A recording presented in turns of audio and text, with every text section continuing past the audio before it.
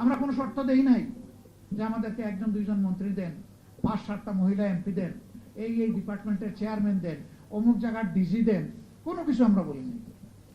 আমরা চেয়েছিলাম একটা স্বৈরাচারী সরকার বিদায় নিয়েছে, বাংলাদেশ তার রাজনীতির প্ল্যাটফর্মে ফিরে আসুক। আমরা চেয়েছিলাম জনগণের অভিপ্রায়ের আলোকে একটা সরকার পরিচালিত হোক। সরকার যখন গঠন হলো 94 সালে, অধ্যাপক গোলাম আজম সাহেব তৎকালীন ভারপ্রাপ্ত আমির জনাব আব্বাস আলী খানের নেতৃত্বে 60 জন তার কনিষ্ঠ দায়িত্বশীলকে পাঠালেন তৎকালীন প্রধানমন্ত্রী, মাননীয় প্রধানমন্ত্রী। দলীয় সরকারের অধীনে নির্বাচন যখন বাংলাদেশে হয়েছে, প্রমাণ হয়েছে যে মানুষ স্বস্তিতে ভোট দিতে পারে না, মানুষের ভোটের কোনো প্রয়োজন হয় না, রেজাল্ট আগে থেকেই তৈরি থাকে, শুধু প্রকাশের অপেক্ষায় থাকে। যদি এই ধরনের একটা নন পলিটিক্যাল অরাজনৈতিক সরকারের অধীনে এবারকার নির্বাচনও না হতো, আপনি সরকার গঠন করতে পারতেন না। এটা প্রমাণ হয়েছে যে জনগণের ভোটের রায়ের প্রতিফলন পাওয়া গেছে। এটাকে স্থায়ীভাবে সংবিধানের অংশ করুন, বিলটা সরকারি দলের পক্ষ থেকে আনুন, ক্রেডিটটা আপনারা নেন, এটার বিরোধিতা করে কেউ পার পাবে না এবং সংসদে কেউ বিরোধিতা করবে না। কারণ এইটাতে একমত হয়েই তো এই নির্বাচন হয়েছে। আমাকে মাফ করবেন, তিনি দুনিয়া থেকে চলে গেছেন। তিনি সেদিন বলেছিলেন, খান সাহেব আপনি আমার পিতৃতুল্য, অন্য কিছু থাকলে বলেন। তখন আব্বাস আলী খান সাহেব বলেছিলেন যে আপনি আমাকে এই মর্যাদা দিয়েছেন পিতৃতুল্য, আমি কৃতজ্ঞ, আমি অন্য কোনো দায়িত্ব নিয়ে আজকে আসিনি। তবে যেহেতু আপনি একটা মর্যাদা দিয়েছেন, সেই অভিজ্ঞতার জায়গা থেকে এতটুকু বলতে পারি, এই দাবিটা একদিন বাংলাদেশে বাস্তবায়িত হবে। এটা আপনার হাতে হবে না কার হাতে হবে আমি জানি না। এটা কি খুব সহজে হবে নাকি অনেক পানি গুলা করে হবে এটাও আমি জানি না, কিন্তু ইনশাল্লাহ এটা হবে।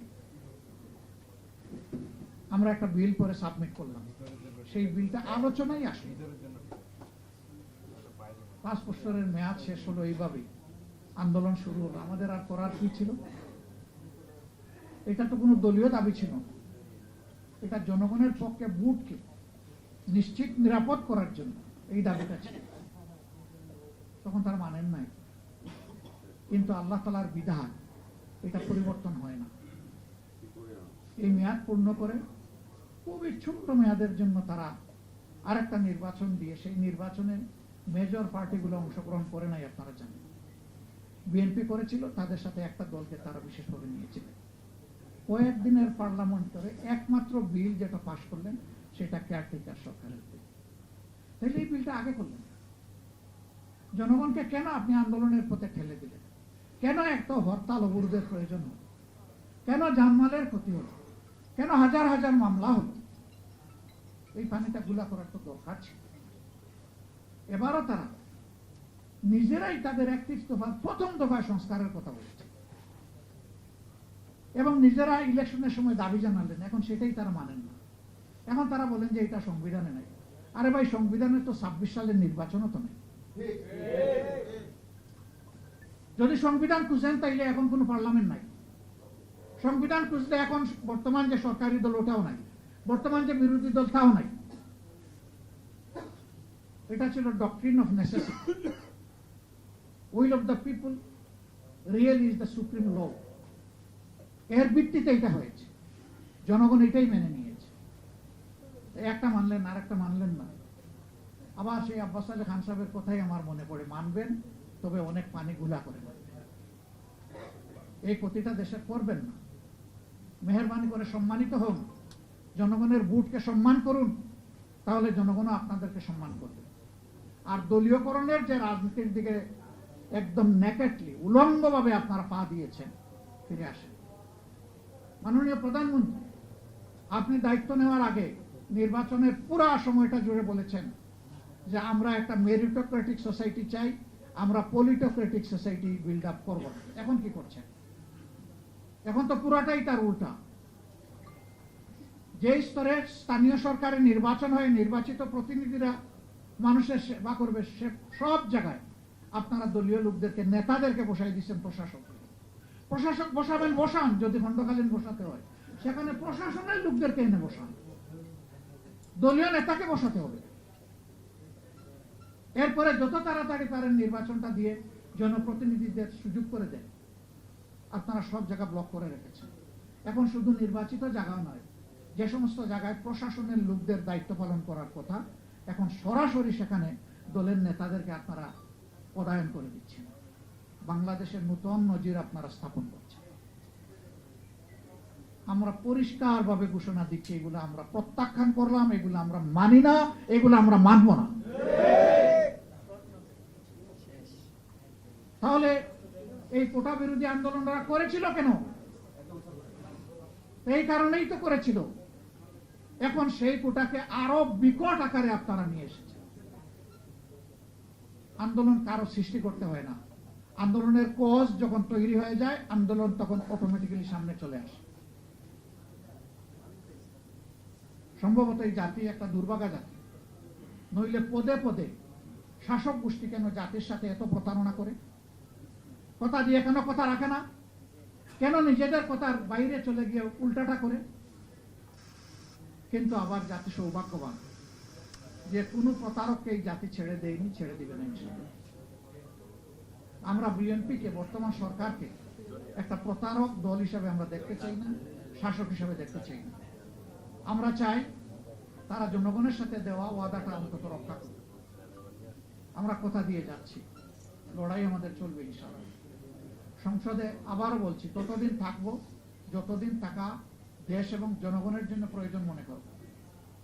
যখন মনে করব আর প্রয়োজন নাই, তখন ওই জনগণের কাতারেই মিশে যাব ইনশাআল্লাহ পুরোপুরি। এখন আমাদের ক্ষেত্র দুইটা, একটা সংসদ সমাধান হলে ঠিক আছে, না হইলে আমাদের রাজপথ। রাজপথ কেউ কেড়ে নিতে পারবে না ইনশাআল্লাহ। রাজপথের জমিদারি জনগণ কাউকে দেয় নাই। এই যে মব সৃষ্টি করা হচ্ছে বিভিন্ন জায়গায়, মবের বিরুদ্ধে কথা বলেছিলেন যে নতুন বাংলাদেশে আর মব হবে না, এখন কারা করে এই মবগুলো বন্ধ করেন। আমিও যদি মব করি আমারও হাত অবশ করে দেন, এবং মনে রাখবেন আপনারাও মব করে বেশি দূর হাত বাড়াতে পারবেন না, সেই হাতটাও ইনশাআল্লাহ অবশ হয়ে যাবে। আমরা সকল মবের বিরুদ্ধে। হ্যাঁ, আমি ব্যক্তিগতভাবে কারো সম্মানহানি করে ব্যক্তিগত আঘাত দিয়ে কথা বলার পক্ষে নেই। আমি চাই যুক্তির সাথে আমরা কথা বলবো, আমার কথা বলিষ্ঠ হবে নিঃসন্দেহে, কোনো দুর্বলতা থাকবে না, কিন্তু ব্যক্তিকে আঘাত করার প্রয়োজন আমাদের নেই। ব্যক্তি আর দায়িত্ব নিতে পারে এক জিনিস, এখানে ভুল করা যাবে। যারা দায়িত্বে আছেন তাদের সমালোচনা চলবেই। দায়িত্বে যদি থাকতে চান, সমালোচনা সহ্য করার গুণও আপনাদের থাকতে হবে। যদি সমালোচনা সহ্য না করে তুষামতকারীকে আপনারা যদি প্রমোট করেন, লালন করেন, মনে রাখবেন সেই তুষামতকারীরাই আপনাদেরকে বঙ্গোপসাগরে বয়ে আসে। বিরোধী দল লাগবে, সেই পথ থেকে ফিরে আসা, জনগণের অভিপ্রায়ের দিকে ফিরে আসা। আজকের জুলাইয়ের এটাই আপনাদের কাছে আমাদের অঙ্গীকার। জীবন একটাই, আল্লাহর জন্য, জনগণের প্রয়োজনে। আল্লাহ যেন কবুল করে। হুমকি দামকে সংসদের ভিতরে দেওয়া হয়েছে। একজন বললে যে অতীতের যে পাওনা আপনাদের ছিল এখনো বাড়াবাড়ি করলে সেটা হবে। আমি বললাম যে এটা দেখে দেখেই বাংলাদেশ আজকে এই পর্যায়ে এসেছে, ওটা নতুন করে হুমকি দেবেন না আমাদের। কি আশ্চর্য, কি অভদ্রতা!